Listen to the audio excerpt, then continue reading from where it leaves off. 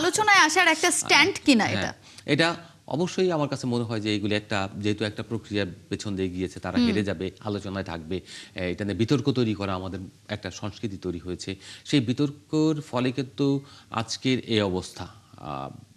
আমরা যেটা দেখছি এতদিন, কদিন 21-22 দিন হয়ে গেছে, 3 সপ্তাহ হয়ে গেছে, 3 সপ্তাহ পরে এসে আপনি যখন করলেন রিটটা, তার মানে বুঝতে হবে যে এই মাঝখানে অনেক কিছু অনেক কিছু ঘটেছে, অনেক কিছু একে একে দুই মেলানো হয়েছে, দুই মেলানো হয়েছে, এবং আপনারা হয়তো খেয়াল করছেন যে আপনাদের লোক হয়তো এদিকে আসছে, আপনারা এখানে কিছু করতে পারবেন, কোনো প্রভাব খাটাতে পারবেন, but things are not like that. এবং এই ঘটনাটার পরে আসলে তারা যেটা আসলে চেষ্টা করছে স্পষ্ট চোখেই যদি দেখা যায়, সেটা হচ্ছে তামিম ইকবাল যেহেতু পরবর্তী ইলেকশনটা করবেন এবং প্রথম দিনই তিনি আসলে সেই ঘোষণাটা দিয়েছেন যে তিনি ইলেকশন করেই আবার এই দায়িত্বটাতে আসতে চান।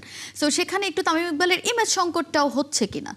আমার কাছে মনে হয় না ইমেজ সংকটের এখানে ব্যাপার রয়েছে। কারণ হচ্ছে যে আপনি যদি নির্বাচিত কমিটি থেকে আপনার নির্বাচনে অংশগ্রহণ করতে পারেন, অ্যাডহক কমিটিতে আপনার গঠনতন্ত্র মোতাবেক কোনো নিষেধ নেই এবং সে নির্বাচন করতে পারে।